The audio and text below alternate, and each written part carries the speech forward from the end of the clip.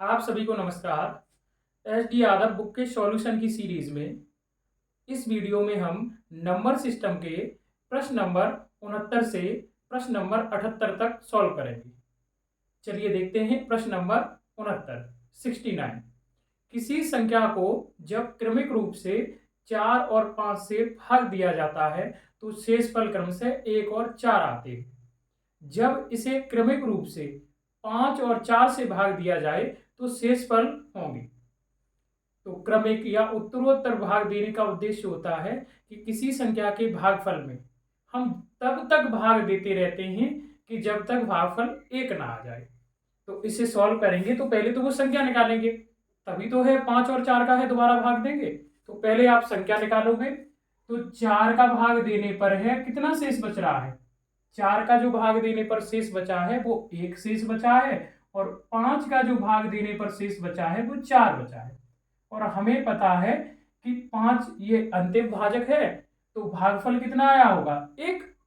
अब 1 लिखा, 1 का गुणा हम 5 में करेंगे, 5 एकम 5 और 4 दो जोड़ देंगे। इसका मतलब है जो भाज्य होगा वो कितना होगा 9।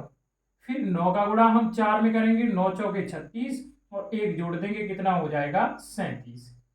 तो वो जो संख्या है जिसमें हम क्रम से 4 और 5 का भाग दे रहे हैं वो संख्या क्या है 37। तो हमें संख्या तो नहीं बतानी, हमें यह बताना है कि यदि इसी संख्या में है जो हम 4 और 5 का भाग दे रहे थे, अब भागफल का क्रम बदल दें। तो क्रम बदल लो, 5 का भाग आप 37 में दोगे तो 5 सत्ते 35, कितना शेष बचा 2। और अब किसका भाग देना है 4 का, तो 4 का भाग आप 7 में दोगे तो 4 एकम 4 और कितना शेष बचेगा 3। तो यदि उसी संख्या में आप 5 और 4 का भाग देते हो तो जो शेषफल आएंगे वो कितने आएंगे क्रम से 2 और 3। तो इस प्रश्न का जो ऑप्शन सही होगा वो ऑप्शन नंबर सी सही होगा। समझ में आया होगा। चलिए अगला प्रश्न देखते हैं। अगले दो प्रश्न भी सेम इसी टाइप के। प्रश्न नंबर 70। एक संख्या को क्रम से 2, 3 और 7 एक संख्या को क्रम से 2, 3 तथा 7 अंक से विभाजित करने पर क्रम से 2, 3 और 7 से अगर हम विभाजित करते हैं तो जो क्रम से शेषफल जो आता है वो है 1, 1 और 6 शेष रहता है। कितना शेष रहता है 1, 1 तथा 6 शेष रहता है। संख्या को 42 से विभाजित करने पर शेष क्या होगा। यदि हम उसी संख्या को 42 से विभाजित करें तो शेषफल कितना होगा। तो पिछले प्रश्न की तरह पहले तो हम क्या निकालेंगे, वो संख्या है क्या। तो जब भी क्रम से या उत्तरोत्तर भाग दिया जाए तो क्रम से या उत्तरोत्तर भाग देने का उद्देश्य होता है कि हम पहली संख्या जिससे आपका संख्या का भाग दिया था तो जब भागफल आया था उसके भागफल में तब तक भाग देते रहेंगे कि अंतिम जो भागफल है 1 ना आ जाए। तो यहाँ हम 1 लिखेंगे और 1 का गुणा 7 में करेंगे, 7 एकम 7 और 6 जोड़ देंगे 13 हो जाएगा। 13 को गुणा 3 में करेंगे, 13 3 39 और 1 जोड़ेंगे 40 हो जाएगा। फिर 40 का गुणा आप है 2 में करोगे, 40 दूनी 80 और 1 जोड़ देंगे 81 आ जाएगा। इसका मतलब वो संख्या क्या है 81 है, जिसमें हमने क्रम से 2, 3 और 7 का भाग दिया था तो शेषफल 1, 1 तथा 6 आया था। अब इस संख्या में हमें किसका भाग देना है 42 का, तब शेषफल बताना है। तो अब आप 81 में किसका भाग दोगे 42 का, तो 42 एकम 42 एक बार ही जाएगा, हासिल लेंगे 11 हो जाएगा, 9 बचेगा और ये है 3। तो इसका मतलब ये है कि उस संख्या में अगर आप 42 का भाग देते हो तो शेषफल है 39 आएगा। तो 70 नंबर जो प्रश्न का ऑप्शन सही होगा वो ऑप्शन नंबर डी सही होगा। समझ आया होगा। चलिए अगला प्रश्न भी सेम इसी टाइप का है। प्रश्न नंबर 71। जब किसी संख्या को 56 से भाग देते हैं तो शेष 29 प्राप्त होता है। यदि इसी संख्या को, ये थोड़ा चेंज है, अगला प्रश्न इसी टाइप का है। यदि इसी संख्या को 8 से भाग दें तो शेष बचेगा। उसने कहा कि यदि किसी संख्या को 56 से भाग देते हैं तो शेषफल कितना आता है 29 और यदि उसी संख्या को हम 8 से भाग दें तो शेषफल क्या होगा। तो हम क्या करेंगे कि हमेशा हमेशा जब भी इस टाइप का प्रश्न आए तो जो पहला शेषफल है और जिस संख्या का जो अंतिम से भाजक है, यानी जिस संख्या से आपसे पूछा है कि इसका भाग देने पर शेषफल क्या होगा, तो उस आपका भाजक का पहले वाले शेषफल में भाग दे देंगे। और हम ये भी चेक कर लेंगे कि जिस संख्या से शेषफल पूछा है क्या उस संख्या से पहले वाला भाजक है वो डिवाइड हो रहा है कि नहीं।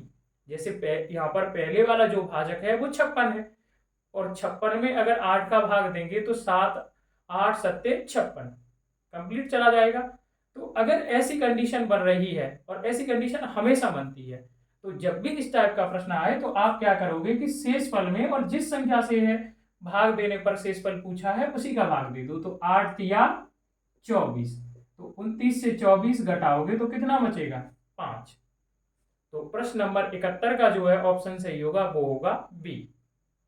समझ आया होगा, आसान प्रश्न है। चलिए देखते हैं प्रश्न नंबर 72।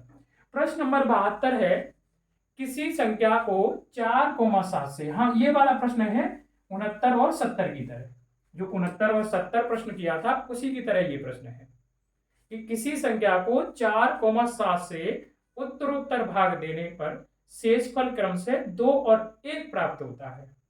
यदि उसी संख्या को 28 से भाग दिया जाए तो शेषफल प्राप्त होगा। तो सेम 69 और 70 प्रश्न की तरह हम पहले संख्या प्राप्त करेंगे कि वो संख्या है क्या। तो आप क्या करोगे कि भाजक और भाजक के है सामने उसका शेषफल लिख लेंगे। 4 का भाग देने पर 2 शेष आता है और 7 का भाग देने पर 1 शेष आता है। और हमें पता है कि अंतिम जो भागफल होगा जिस भी संख्या में 7 का भाग दिया गया होगा तो 1 बार गया होगा, तो हम 1 लिखेंगे, 1 का गुणा 7 में करेंगे तो 8 आ जाएगा, और ये इसका 8 चौके 32, और 8 का गुणा इसमें 4 में करेंगे 32 आएगा, 2 जोड़ देंगे कितना आ जाएगा 34। इसका मतलब ये है कि वो नंबर क्या है 34 है, वो संख्या 34 है। और उसने पूछा क्या है कि यदि उसी संख्या में हम 28 का भाग दें, इसका मतलब ये है कि 28 में हमें किसका भाग देना है 34 का, वो सॉरी 34 में किसका भाग देना है 28 का। तो 28 एकम 28, और 34 से 28 घटाओगे तो कितना निकल के आएगा 6। तो प्रश्न नंबर 72 का जो उत्तर होगा वो होगा ऑप्शन नंबर बी, यानी कि अगर उस संख्या में 28 का हम भाग देते हैं तो जो शेषफल निकल के आएगा वो 6 निकल के आएगा। अच्छे से समझ आया होगा। चलिए देखते हैं प्रश्न नंबर 73। प्रश्न नंबर 73 है कि यदि कोई संख्या 11 और 13 से विभाज्य है तो वह अनिवार्यतः यानी कि उसने ये कहा है कि यदि कोई संख्या 11 और 13 से विभाज्य है तो वह अनिवार्यतः निम्न में किस प्रकार की होगी। तो पहले तो ये पता हम करेंगे कि 11 और 13 से विभाज्य होने वाली संख्या क्या होगी। देखो बड़ी से बड़ी संख्या तो बहुत होगी, हमें छोटी से छोटी निकालनी है। तो जब 2 या 3 नंबर आपको दे रखे हों और आपको छोटी से छोटी संख्या विभाजित आपको निकालनी हो तो आप उनका लासा ले लो। तो आप 11 और 13 का लासा लेंगे तो वो लासा क्या आ जाएगा 11 और 13 का गुणा। 11 और 13 दोनों ही अभाज्य संख्याएं हैं, और 11 और 13 का है गुणा करेंगे तो वो कितना निकल के आएगा 143, यानी कि 143 वह छोटी से छोटी संख्या है जो 11 और 13 से विभाज्य है। अब हमें ऑप्शन दे रखा है, उसने ये कहा है कि वो संख्या है निम्न में से होगी, किससे विभाजित होगी, ये ऑप्शन में दे रखा है।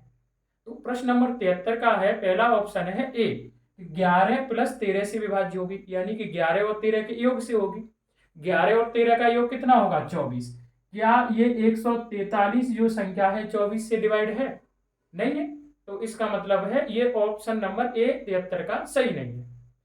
ऑप्शन नंबर बी में क्या दे रखा है कि 13 माइनस 11 से विभाज्य होगी। 13 से 11 घटाना कितना आएगा 2, क्या 2 का भाग 143 में चला जाएगा, नहीं जाएगा, तो ये भी सही नहीं होगा। फिर ऑप्शन नंबर सी में उसने ये कहा है कि 11 गुणा 13 से विभाज्य होगी। हाँ 143 11 और 13 का ही तो गुणा है, तो इसका मतलब ये है कि ये 11 और 13 के गुणा से डिवाइड हो जाएगी। तो इस प्रश्न का जो उत्तर सही होगा वो ऑप्शन नंबर सी। ठीक है, ऑप्शन नंबर डी भी देख लो, 429 से विभाज्य होगी, 429 से भी 143 विभाज्य नहीं होगी। तो इस प्रश्न का जो ऑप्शन सही होगा वो होगा सी। समझ आया होगा। चलिए देखते हैं प्रश्न नंबर 74, 74। प्रश्न नंबर 74 है, प्रश्न नंबर 74 है संख्या। संख्या जो दे रखी है वो आपको ये दे रखी है 347 और है खाली स्थान है और 547।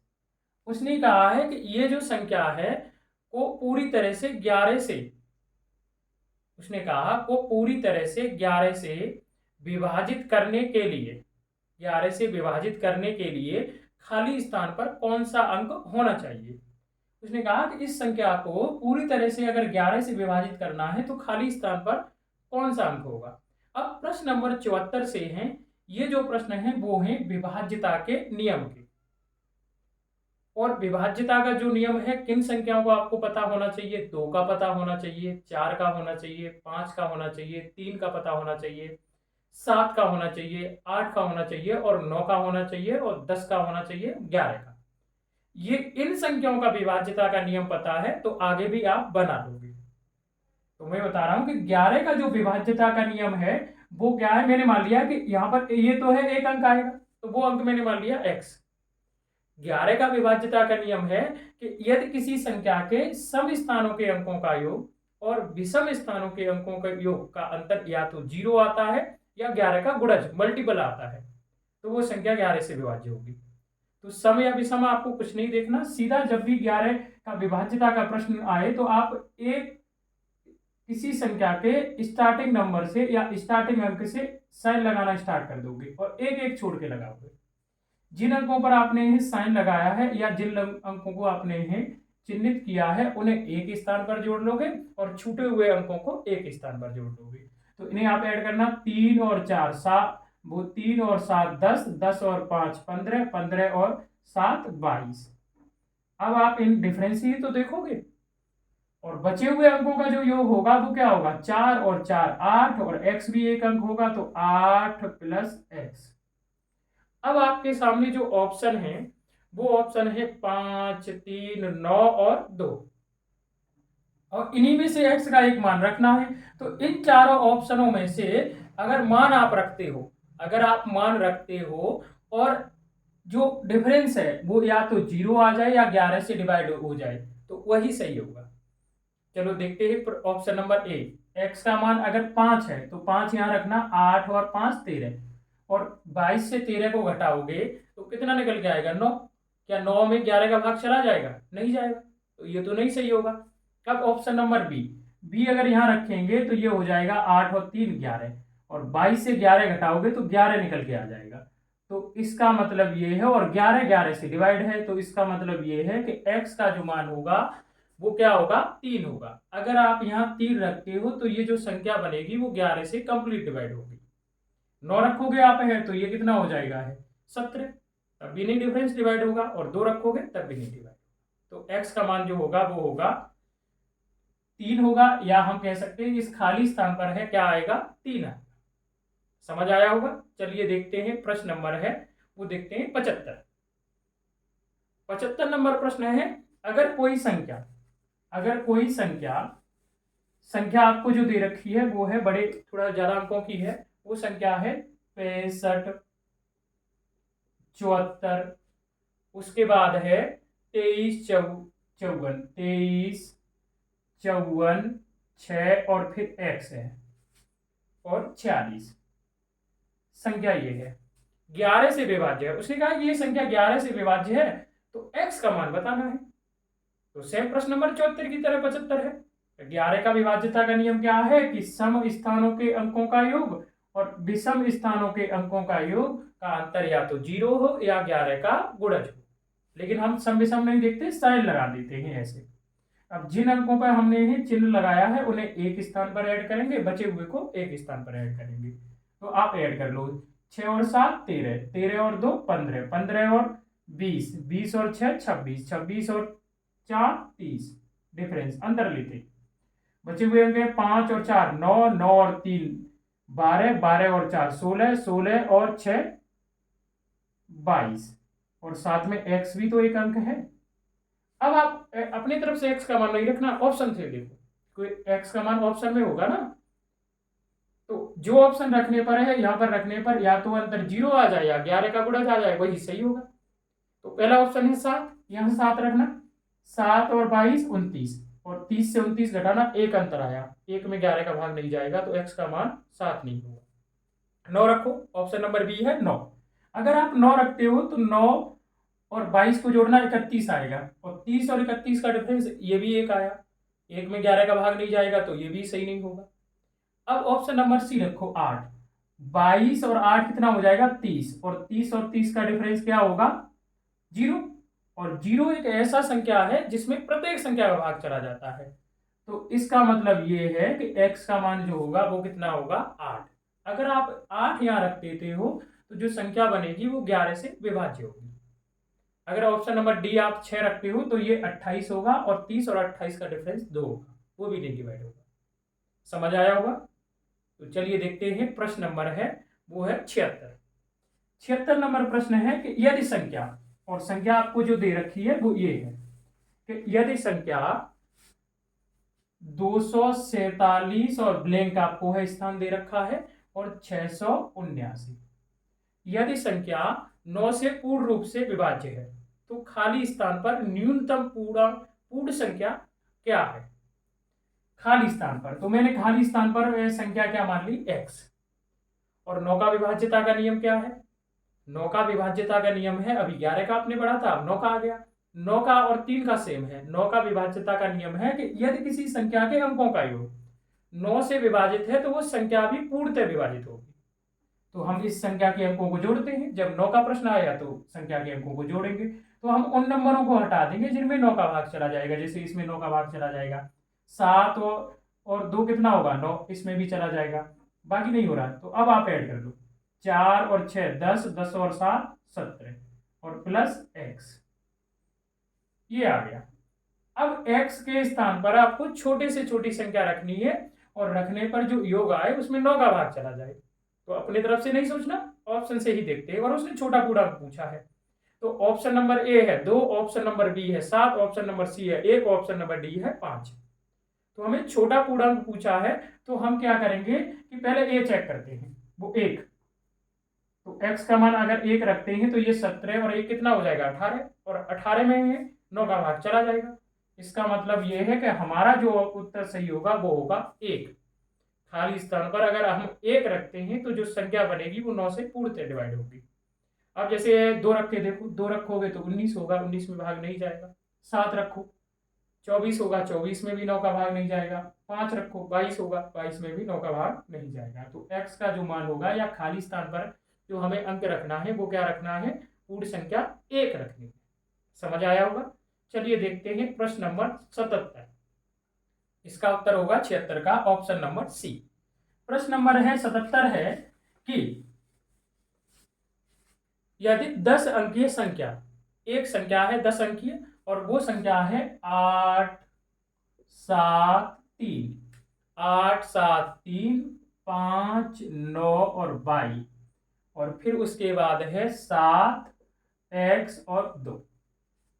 ये 10 अंकीय वो संख्या है, और इसमें ये जो संख्या है वो 72 से विभाजित है। तो एक y के संभव अधिकतम मान के लिए 3x माइनस y का मान क्या होगा? उसने कहा कि ये संख्या 72 से विभाज्य है, तो y के संभव अधिकतम मान मिनिमम वैल्यू के लिए 3x माइनस y का मान क्या होगा? तो ये संख्या जो विभाजित है वो किससे विभाजित है? 72 से। और आपको जो नियम है वो पता है, 2 का पता है, 3 का पता है, 4 5 और 7 का, 8 का, 9 का, 10 का, 11 का पता है, इनके विभाज्यता के नियम पता है। तो अब आप क्या करोगे, इसके ऐसे 2 फैक्टर करोगे जिनके नियम आपको पता है। जैसे 72 के फैक्टर हो जाएंगे 8 और 9, हमेशा 72 का बहुत आता है, तो हमेशा आप 72 के जो फैक्टर करोगे वो क्या करोगे 8 और 9। तो यदि ये आपकी ये संख्या 8 और 9 दोनों से विभाज्य होगी तो ये 72 से भी हो जाएगी। अब हमें क्या है कि 8 के नियम भी लगाना है इसमें और 9 का भी लगाना है। और 8 का जो विभाज्यता का नियम है कि यदि किसी संख्या के अंतिम 3 अंक 8 से विभाजित होंगे तो वो संख्या भी हो जाएगी। और इस संख्या के अंतिम 3 अंक क्या है? ये तो हम भाग देते हैं। अब 8 के विभाज्यता के नियम से है हमें x का मान निकल के आ जाएगा।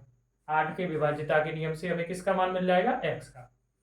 अगर मैं x की जगह इस जगह अगर मैं x की जगह 1 रखूं, 1 से स्टार्ट करेंगे और यहां आप सिंगल अंक रख सकते हो। जैसे अगर मैं यहां पर है 0 रखूं, जैसे 0 से ही कर लो, 0 रखेंगे तो 70 हो जाएगा, 8 8 64, 6 बचेगा, 62 हो जाएगा, भाग नहीं जाएगा। मतलब x का मान है 0 नहीं होगा। 1 रखो, 1 रखेंगे तो ये बताना 8 8 64, 8 8 64, 71 से आप 64 घटाना 7 बचेगा और 2 उतारा लेंगे तो 8 निम 72। इसका मतलब ये है कि x का मान 1 हो सकता है। अब आप है 2 रखो, आप 2 रखोगे तो ये 72 हो जाएगा, 8 निम 72 तो भाग नहीं जाएगा। आप 3 रखो तो 8 निम 72 और 1 बचेगा, 12 में 8 का भाग नहीं जाएगा। अब आप है 4 रखो, 8 निम 72, 2 बचेगा, 22 में भी है, भाग नहीं जाएगा। 5 रखो तो 8 निम 72, 3 बचेगा, 32 में है, 8 का भाग चला जाएगा। इसका मतलब है x का मान 5 भी हो सकता है। अब आप 6 रखो तब भी नहीं जाएगा, आप 7 रखोगे तब भी नहीं है जाएगा, 8 रखोगे तब भी नहीं, 9 रखो, 8 निम 72, 7 बचेगा, 8 निम 72। इसका मतलब x के 3 मान हो सकते हैं। ये हमें किससे बचे पता चले? 8 के विभाज्यता के नियम से। अब हम क्या करेंगे कि 9 का है चेक करेंगे, 9 का विभाज्यता का नियम, क्योंकि 9 के विभाज्यता के नियम से हमें y का मान मिलेगा। 9 का विभाज्यता का नियम क्या है? संख्या के अंकों का योग। तो पहले उन नंबरों को हटा देंगे जिन नंबरों का योग है वो 9 होगा, या 9 संख्या, डिजिटल संख्या होना चाहिए 9। पहले से हटा दो, एक्ट करने की आवश्यकता नहीं। 9 को हटा देंगे, 7 और 2 9 हो जाएगा, इसे भी हटा देंगे, इस 9 को हटा देंगे और फिर उसके बाद है और नंबर नहीं होगा। तो आप है और नंबरों का है योग 9 नहीं हो रहा तो उन्हें ऐड कर लो। जैसे 8 और 3 11, 11 और 5 16, और 16 और 7 कितना हो जाएगा? 23। 16 और 7 कितना हो जाएगा? 23, और साथ में अब y भी जोड़ा जाएगा और x, ये भी तो अंक है। अब मैंने x क्यों लिया? क्योंकि अब आपको y का अधिकतम मान बताना है। अब y का अधिकतम मान बताना है तो ये बताना, अगर x की जगह मैं यहाँ 1 रखता हूं, x की जगह 1 रखता हूं तो ये कितना हो जाएगा? 24। और 24 तो y का मान आप क्या लोगे? क्योंकि 24 के बाद जो 9 से डिवाइड होने वाली संख्या है वो है 27, तो x y का मान 3 होगा, कम हो गया। अब 27 के बाद है 36 है, और 36 के लिए आपको क्या जोड़ना पड़ेगा? 24 में है 12, जबकि आपको y का मान तो सिंगल डिजिट में लेना है। इसका मतलब है कि y का मान अगर अधिकतम आपको चाहिए तो x का मान आप 1 नहीं ले सकते। अब मैं लेता हूं 5, तो अगर मैं 5 लेता हूं तो 5 और 23 कितना हो जाएगा? 28 प्लस 22। अब ये बताना कि 28 में के बाद जो 9 से डिवाइड होने वाली संख्या है वो 36 है, और उसके लिए क्या चाहिए? y का मान 8। 28 और 8 कितना हो जाएगा? 36। इसका मतलब ये है कि y का मान क्या है? 8 होगा अधिकतम, 9 नहीं होगा। क्योंकि अगर आप यहाँ 9 लेते हो तो ये कितने, x का मान 9 लेते हो तो ये हो जाएगा 23 और 9 32, और 4 तब y का मान निकल के आएगा। तो अगर x का मान आप 5 लेते हो तब y का मान है अधिकतम 8 निकल के आएगा। और अब आपको जो वैल्यू बतानी है वो किसकी बतानी है? 3x minus Y. तो x का मान ये बताना 5 होगा तभी तो y का मान अधिकतम 8 होगा, तो यह 5 दिया 15 और माइनस 8, तो जो ये मान निकल के आएगा वो कितना निकल के आएगा? 7। y के अधिकतम मान के लिए जो इस 3x माइनस वाई का मान होगा वो कितना होगा? 7। Option number B. चलिए देखते हैं प्रश्न नंबर 78।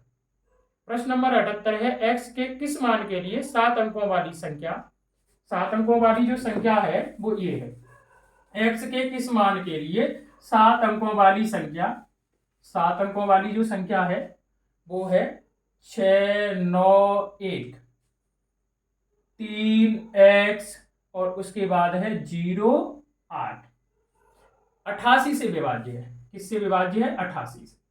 तो 88 के भी आप 2 फैक्टर करोगे वो हो जाएगा 8 और 11। कितना हो जाएगा? 8 और 11। ठीक है। अब यहां हम 8 का है चेक करेंगे। 8 का आपको चेक करोगे, 8 का विभाज्यता का नियम क्या है? अंतिम 3 अंक। और 11 का विभाज्यता का नियम क्या है? कि सम स्थानों और विषम स्थानों के अंकों का अंतर 0 होना चाहिए, 11 का गुणज होना चाहिए। तो पहले अगर हम 8 का चेक करें और हाँ x का मान पूछा है तो, और x का मान वो ऑप्शन में दे रखा है, तो पहले 8 का चेक करते हैं। अगर यहाँ 6 रखते हैं 8 7 56, तब भी 8 से ये डिवाइड होगी x का मान। बी ऑप्शन 4 है, अगर यहाँ 4 रखते हैं 8 पंजे 40, 8 एकम 8, तब भी ये संख्या 8 से डिवाइड हो जाएगी। सी ऑप्शन 8 रखते हैं तब भी ये 8 से डिवाइड होगी, और 2 रखते हैं तब भी डिवाइड होगी। इसका मतलब ये है कि x का जो मान निकल के आएगा वो 11 के विभाज्यता के नियम से निकल के आएगा। और 11 का विभाज्यता का नियम क्या है कि सम स्थानों के अंकों का योग और विषम स्थानों के अंकों का योग का अंतर क्या है, 0 हो या 11 का गुणज हो।